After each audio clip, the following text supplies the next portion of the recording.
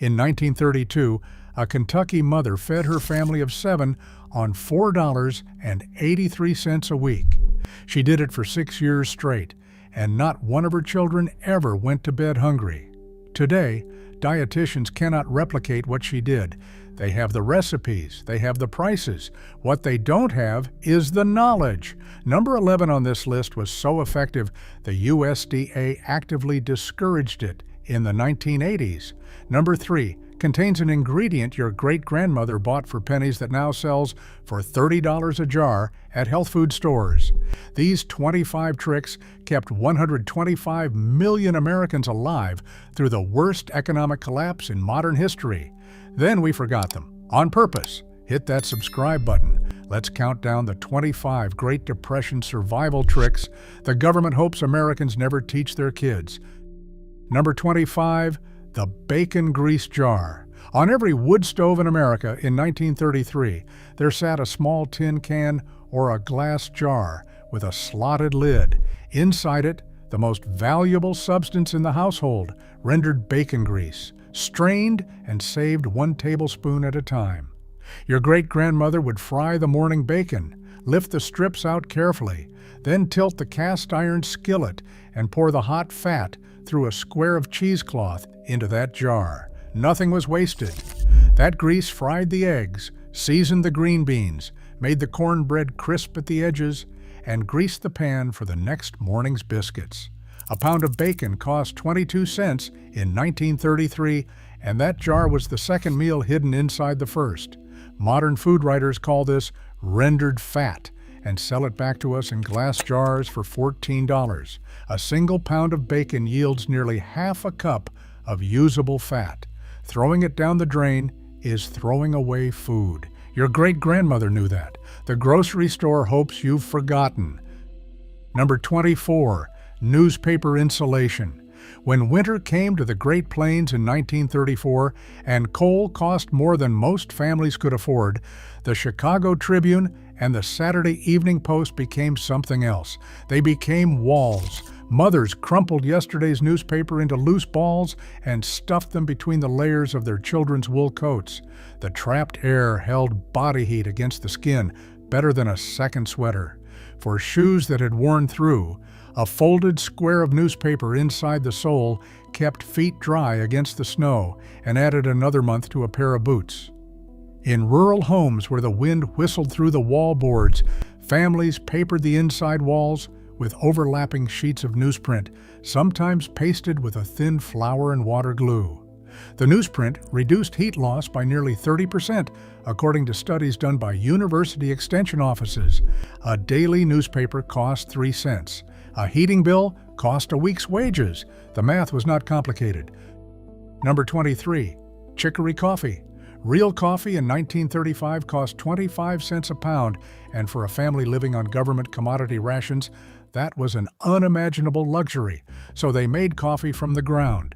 Chicory root, dug from roadside ditches and waste fields across the South, was scrubbed clean, roasted in a cast iron skillet until it turned the color of dark mahogany, then ground in the same hand crank mill that handled coffee beans. Brewed strong, it produced a deep, earthy, slightly bitter drink that tasted enough like coffee to satisfy the morning ritual. Some families stretched their real coffee by mixing chicory in at 1-to-1, doubling the supply without doubling the cost. In Louisiana, this blend never went away. Café du Monde still sells chicory coffee by the can today, and food writers describe it as a Creole tradition. The truth is, it was a poverty tradition. You can dig chicory in your own backyard right now, and most people do not even know what it looks like. Number 22, Hoover Stew. It got its name as an insult after the president who could not fix the bread lines. But Hoover Stew kept thousands of families fed when nothing else would. A can of stewed tomatoes, a handful of macaroni, sliced hot dogs if you had them, canned corn or canned beans if you did not, all simmered together in one pot until the macaroni soaked up the tomato liquor and the whole thing thickened into something between a soup and a casserole. A can of tomatoes cost 10 cents. A package of macaroni was a nickel. Hot dogs ran about 11 cents a pound. The whole pot, enough to feed a family of 6 with leftovers, came in under 40 cents. In Hooverville encampments around Chicago and St. Louis, this was supper at the communal pot. Today, the same combination of ingredients appears in cooking magazines under names like One Pot Pasta and Rustic Italian Comfort Food. The recipe is identical, only the marketing has changed. Number 21, mock apple pie. When apples cost too much and the orchard was empty, American mothers made apple pie from soda crackers. Ritz crackers, introduced in 1934, became the secret ingredient that fooled generations of children and grandparents alike. The crackers were broken into rough pieces, soaked in a syrup of sugar, water, cream of tartar, lemon juice, and cinnamon, then poured into a pie crust and baked at 400 degrees until golden. The crackers absorbed the syrup and swelled into something that looked, tasted, and even chewed like cooked apple. The cream of tartar provided the tartness that mimicked the fruit. A sleeve of Ritz crackers cost 19 cents. A bushel of apples in winter could cost $2 or more. The Ritz cracker box itself printed the mock apple pie recipe for decades, and most home cooks today don't even know it's there. This was deception as kindness. Mothers wanted their children to have pie, and they did, even when there were no apples for 100 miles in any direction. Number 20, flour sack clothing. The flour companies figured it out by 1925. Women were using empty flour sacks to make dresses, aprons, dish towels, and children's underwear. So the companies started printing the sacks with bright floral patterns and gingham checks designed to be sewn into clothing. By the height of the Depression, a 50-pound sack of Pillsbury flour cost about $1.10, and it came in patterns so cheerful that a careful mother could dress an entire family from the bags she emptied while baking bread. The sacks were sewn together into quilts, curtains, and Sunday dresses. The bleached white interior linings became diapers, handkerchiefs, and pillowcases. By 1942, the cotton textile industry estimated that 3.5 million American women and children were wearing clothing made from feed and flour sacks. Mothers traded patterns with neighbors to make matching outfits for siblings. Today, that same printed cotton fabric sells for $14 a yard at quilting stores. The flour comes in paper now, and nobody saves the bag. Number 19, Eggshell Calcium. This one sounds strange until you understand how poor people get their nutrients when they cannot afford a doctor. Your great-grandmother saved every eggshell that came through her kitchen. She rinsed them, baked them in a low oven for 15 minutes to kill bacteria, then ground them to a fine white powder. A quarter teaspoon of that powder, stirred into a glass of water or sprinkled over food, delivered about 400 milligrams of pure calcium carbonate, the same compound sold in pharmacy supplement bottles today. Children with crooked teeth and women who were pregnant or nursing got a daily dose. Dogs got it in their food. The garden got the rest, tilled into the soil to prevent blossom end rot in tomatoes. A dozen eggs cost 38 cents in 1933, and the shells were already paid for. Modern calcium supplements cost 15 cents per pill. A bottle of 100 runs you $15 at the drugstore. The same calcium your great-grandmother made for free is now sold back at a 1,000% markup. First pattern break. Here is something the pharmaceutical industry will never admit out loud. The supplements selling on every drugstore shelf in America today, the calcium, the iron, the multivitamins, the bone broth powders, the collagen, the apple cider vinegar pills, these are all things that working-class Americans extracted from their own kitchens during the Depression for pennies. Your great-grandmother wasn't taking supplements because she didn't need to. Every scrap of food she touched was being mined for its nutrients before it was thrown out. The eggshells, the bones, the chicken feet, the vegetable peels, the dandelion roots, all of it went back into the family's diet. Nothing was waste. When the food industry figured out it could sell us back the nutrients we used to extract for free, an entire economy was born on our forgetting. A bottle of organic bone broth costs $9 at Whole Foods. A pot of bone broth made from the chicken your great-grandmother already paid for cost her nothing. We are not richer. We are just paying for the same thing twice. Number 18. Vinegar for everything. A gallon of white distilled vinegar cost 18 cents in 1934. With it, a Depression-era housewife cleaned her windows, polished her copper pots, removed rust from cast iron skillets, killed weeds in the garden walkway, softened her laundry, rinsed her hair, soothed sunburns, pickled cucumbers, preserved hard-boiled eggs in jars, and treated bee stings on her children's arms. 1 gallon, a dozen uses, no specialized products, no multiple bottles under the sink, just vinegar, water, and a clean rag. The acetic acid in vinegar dissolves mineral deposits, kills most household bacteria, neutralizes alkaline stains, and breaks down soap scum better than most modern cleaners. Studies done at Good Housekeeping in 2008 confirmed that a 1-to-1 vinegar and water solution outperformed several name-brand glass cleaners. We pay $4 for Windex now. We pay $6 for fabric softener. We pay $8 for organic weed killer. Your great-grandmother paid 18 cents and never bought another cleaning product for the rest of the year.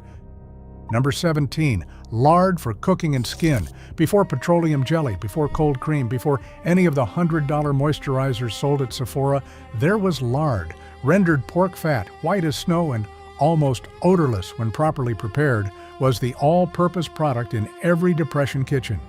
It fried the chicken, made the pie crust flaky beyond comparison, sealed jars of preserved meat from spoilage, greased the wagon wheels and the door hinges, polished leather boots back to a soft shine, and went onto the chapped winter hands of every farm wife in Iowa. A 5-pound bucket of lard cost 32 cents in 1935 and lasted a family of 6 for a month. The pie crusts made from lard were so superior to crusts made with shortening that professional bakers still consider lard the gold standard for pastry. Then, in the 1950s, Crisco hired advertising agencies to convince American women that lard was old-fashioned, unhealthy, and dirty. We now know hydrogenated oils contain trans fats, and the FDA banned them in 2018. Lard was always the better product. We were just told it was not. Number 16. Dandelion greens and roots. Out the back door of every American house in 1934, growing in the lawn, in the fence line, in the cracks of the sidewalk, was a free vegetable that most modern Americans poison every spring. Dandelion greens, picked young, in early spring before they turned bitter, are one of the most nutrient-dense vegetables on earth, containing more vitamin A than carrots, more vitamin K than kale, and significant doses of vitamin C, iron, and potassium.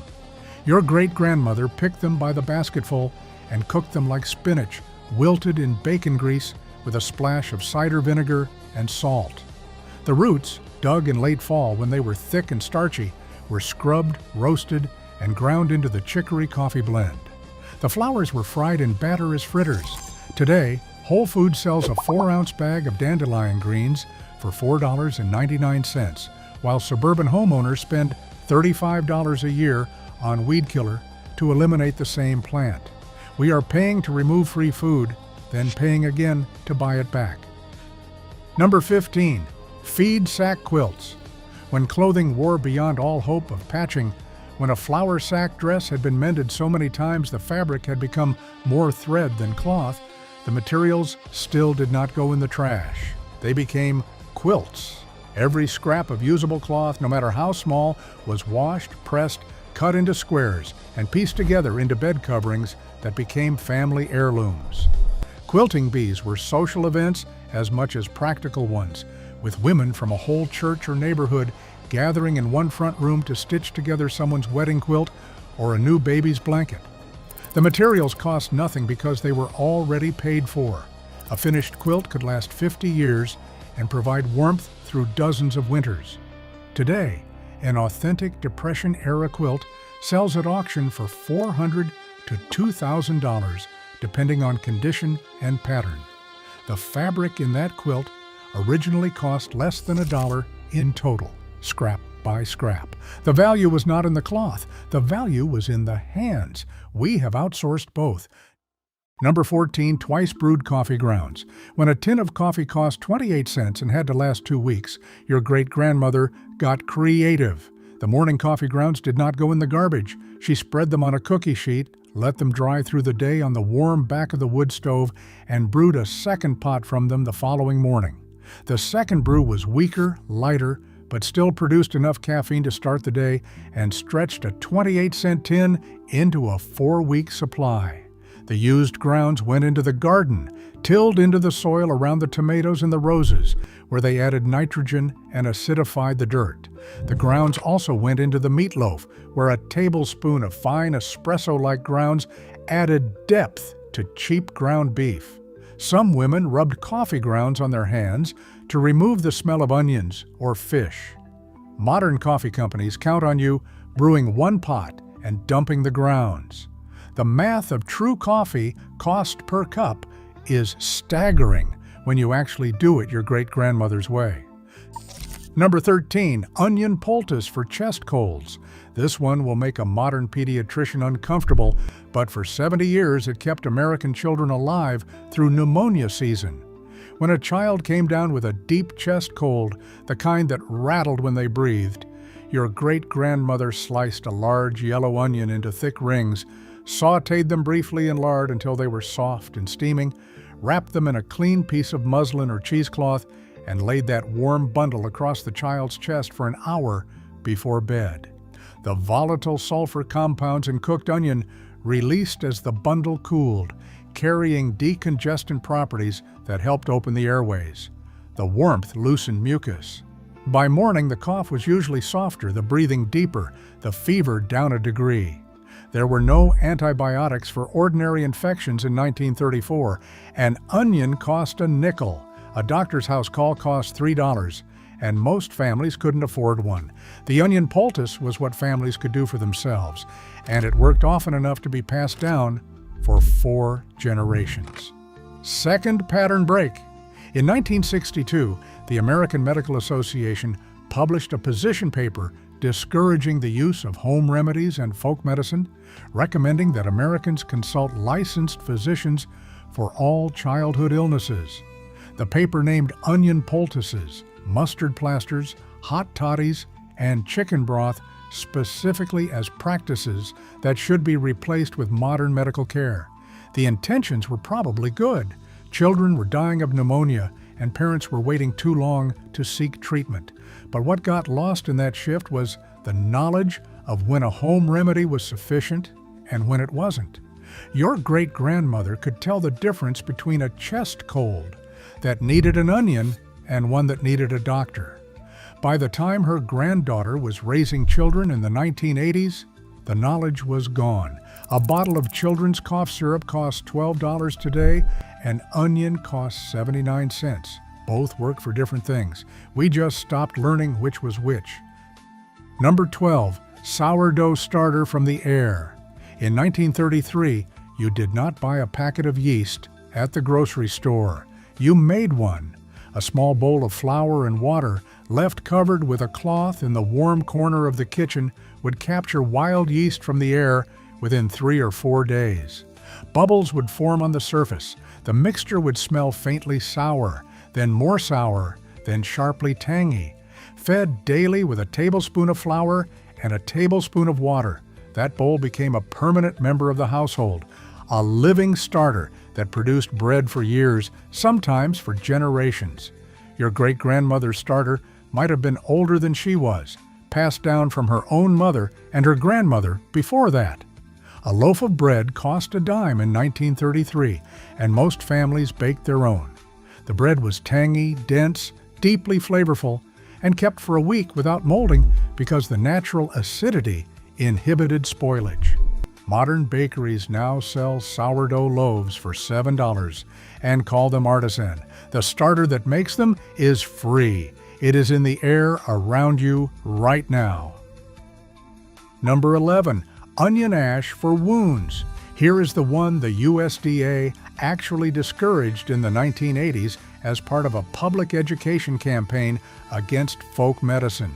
when a child cut themselves on a rusty nail or a piece of broken glass, your great-grandmother took an onion, sliced it in half, and held the cut side directly over a hot wood stove until the surface charred black and crisp. She scraped that black ash into a small dish, mixed it with a drop of honey, and packed it into the wound before bandaging it. The combination of onion sulfur compounds, the antibacterial properties of honey, and the carbon's ability to draw out impurities created a remarkably effective field dressing. Cuts that should have become infected did not. Wounds healed cleaner and faster than they had any right to. Modern research at universities in India and Egypt has since confirmed that both onion extract and raw honey have meaningful antibacterial properties against staph and E. coli. Your great-grandmother did not have the studies, she had the results. She had 3 generations of children who survived because of what she knew. Number 10. Backyard chickens. 6 hens in a small coop in the corner of the yard produced enough eggs to feed a family of 6 year-round, with surplus to trade with neighbors or sell at the church bazaar. The hens cost about $1 each as young pullets. The coop was usually built from scrap lumber. The feed was kitchen scraps, garden weeds, and a small amount of cracked corn that ran 80 cents for a 100-pound sack. By 1934, an estimated 60% of American households kept backyard chickens. The eggs were free protein, the most nutritious food in the household, and the source of countless meals from custards to angel food cakes. When the hens stopped laying, usually after 3 or 4 years, they became Sunday dinner. Today, suburban zoning laws in most American cities make backyard chickens illegal. The exact same trick that fed half of America during the Depression is now banned by ordinance in places like Phoenix, Atlanta, and the suburbs of Chicago. The result is that a family can no longer produce its own eggs. Coincidentally, eggs at the grocery store now cost $6 a dozen. Number 9. Molasses as sugar substitute. Sugar was rationed during World War II, but sugar was already expensive during the Depression at 6 cents a pound, and most families used something cheaper. Blackstrap molasses, the dark mineral-rich syrup left over from refining sugarcane, cost about 2 cents a pound and contained significant amounts of iron, calcium, magnesium, and potassium that white sugar had lost entirely in processing. Your great-grandmother stirred molasses into her coffee, drizzled it over her biscuits, baked it into her gingerbread, mixed it into her baked beans, and gave a spoonful daily to children who looked pale or tired. The deep, almost bitter sweetness of blackstrap molasses was so different from refined sugar that children raised on it grew up preferring it. Today, blackstrap molasses sells at health food stores for $9 a jar, marketed as a superfood supplement for iron deficiency. The label promises exactly the nutritional benefits your great-grandmother got for 2 cents a pound. We pay for the brand now. The molasses is the same. It always was. Third pattern break.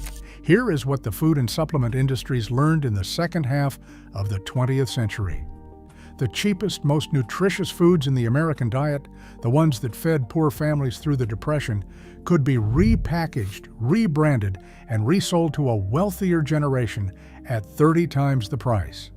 Bone broth went from a free byproduct of Sunday dinner to a $9 bottle at the grocery store. Sauerkraut went from a pickling crock in every German-American basement to a $12 jar of probiotic gut health food. Sourdough went from kitchen necessity to artisan luxury. Apple cider vinegar went from cleaning product to wellness shot. The food itself did not change. The marketing did. And in the gap between what your great-grandmother made and what you buy, an entire industry built itself. Every dollar you spend on a wellness product is a dollar she would have laughed at. The knowledge was the wealth. We sold it for convenience. The bill is still coming due. Number 8. Tea leaves brewed 3 times. A tin of Lipton tea cost 35 cents in 1933 and contained roughly enough leaves for 50 cups of tea if you brewed each cup the way the box said. Your great-grandmother got 150 cups out of the same tin. The morning teapot used fresh leaves and produced a strong, dark brew. Those same wet leaves were saved in a small dish on the stove and used again in the afternoon for a second, lighter pot. The third brewing, done in the evening, produced a pale amber tea that was weak but still warm and still slightly flavored, perfect for sipping before bed. The used leaves after their third pot went into the garden as fertilizer, where they fed the rose bushes and the tomato plants. The math was simple. A tin of tea that should have cost 35 cents for 2 weeks instead cost 35 cents for 6. Today, a box of tea bags runs $4.99 and gets used once. The leaves go in the trash. The cost per cup has increased by a factor of more than 10. Number 7. Cardboard shoe soles. When a pair of shoes wore through at the bottom, but the uppers were still sound, your great-grandfather did not throw them out. He cut a piece of cardboard, sturdy corrugated cardboard, from a fruit crate or a cereal box to fit the inside of the shoe, slid it in over the worn sole, and walked on it. The cardboard absorbed the impact of the pavement, kept the foot dry on dry days, and added 2 or 3 months of life to a pair of shoes that should have been replaced. When the cardboard wore through, he cut another piece. A new pair of work boots cost $4.50 in 1934, an entire week's wages for a lot of working men. A piece of cardboard cost nothing. The trick was so common that comedians of the era made jokes about hearing the soft scuff of cardboard against city sidewalks during the morning commute. Today, a pair of shoes is considered disposable. Repair shops have nearly vanished. We throw out $80 sneakers because the rubber wore down. Number 6. Salt pork preservation. Refrigeration was not standard in American homes until after 1945. Before that, your great-grandmother preserved meat using a technique that goes back 2,000 years, salt curing. A fresh pork belly was layered in a wooden barrel or a stoneware crock with several pounds of coarse salt, sometimes with sugar and saltpeter mixed in, and left in the cool basement for 3 to 6 weeks. The salt drew the moisture out of the meat, creating an environment where bacteria could not survive. The finished salt pork, hard, dense, and almost translucent, could hang in the smokehouse for a year or more without spoilage, sliced off in small portions as needed for cooking. A whole pork belly cost about $1.20 in 1933. Preserved this way, it fed a family through the entire winter. Modern grocery store bacon is essentially a wet-cured version of the same process, but it requires refrigeration and lasts only weeks. The dry-cured tradition that fed America for generations now exists in expensive artisan charcuterie shops, where the same product sells for $30 a pound. Number 5. The root cellar. Dug into the side of a hill or under the floor of the house, a root cellar held a constant 32 to 40 degrees year-round through nothing but the insulating properties of the earth. No electricity, no refrigeration, just dirt.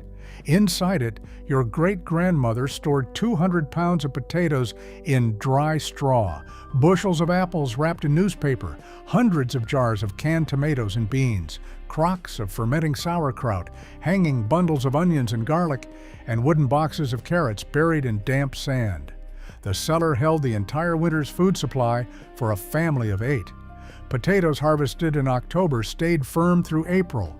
The cost was a weekend of digging. Today, the average American refrigerator holds 3 days of food and runs up a $120 monthly electric bill. A root cellar costs nothing to operate, and almost nobody under 50 has ever seen one. 4th pattern break. Here is the truth that ties all of this together. The Depression generation did not survive on luck or government help. They survived on knowledge, the accumulated, hard-won information about how to feed and shelter a family on almost nothing. That knowledge was their inheritance from parents and grandparents who had survived the panics of the 1890s and the 1870s using the same skills. It was meant to be the floor under every American family. We let that floor rot out from under us, not because we had to, but because for 60 years it seemed unnecessary. Then prices started climbing, savings ran dry, and a lot of us realized we couldn't make bread if we tried. Number 4, pressure canning meat at home. In 1934, your great-grandmother owned a pressure canner, and she used it to preserve meat without refrigeration in a way few Americans today know is possible. A whole chicken cut into pieces and packed raw into glass mason jars with a teaspoon of salt was processed at 10 pounds of pressure for 75 minutes. The finished jars sat on the pantry shelf for years, the meat fully cooked and sterile, ready to be dumped into a pot of broth for instant chicken and noodles. Beef, pork, venison, and wild rabbit were preserved the same way. A whole deer brought in by a hunting trip in November fed the family until June. The USDA still publishes the safe canning guidelines. The technique has not changed in 90 years. Almost no one knows how to do it. We pay $4 for a small can of mediocre chicken at the grocery store now. Number 3, bone broth from every animal. This is the one that now sells for $9 a bottle at health food stores. Your great-grandmother made it from every chicken, turkey, and beef roast that came through her kitchen. The bones went into a large pot with cold water, a splash of vinegar to leach the minerals, a few soft vegetables, and a sprinkle of salt. The pot simmered on the back of the wood stove for 12 to 24 hours until the broth turned deep amber and the bones themselves had begun to crumble. Strained and stored in glass jars, that broth became the foundation of soups, stews, gravies, and the daily mug of warm broth mothers gave to sick children. The gelatin extracted from the bones contained collagen, glycine, and proline, the same compounds now sold as $40 supplements at GNC. The cost to her was zero. The bones were already paid for. Number 2, lye soap from kitchen waste. Once a year, usually in the fall, every farm woman in America made a year's supply of soap from materials she had been collecting all year. The bacon grease saved in the jar, the trimmings from the meat butchering, the tallow from a slaughtered cow, all of it was rendered into clean fat. Lye was made from wood ash leached through water in a wooden hopper. The fat and the lye were combined in a heavy iron kettle over a fire in the yard, stirred until the mixture saponified into thick, creamy soap. Poured into wooden molds and cured for 6 weeks, that soap washed the family's clothes, hair, dishes, and bodies for the entire next year. A bar of commercial ivory soap cost a nickel in 1934. A year's supply for a family of 8 would have cost more than a week's wages. The homemade soap cost nothing because all the ingredients were waste products. Today, a bar of artisan lye soap sells for $8 at craft fairs. Your great-grandmother made 50 bars a year and called it a Saturday. Number 1, the Neighborhood Barter Network. At the top of this list is something so foreign to modern American life that most people under 40 have never experienced it. The trading network.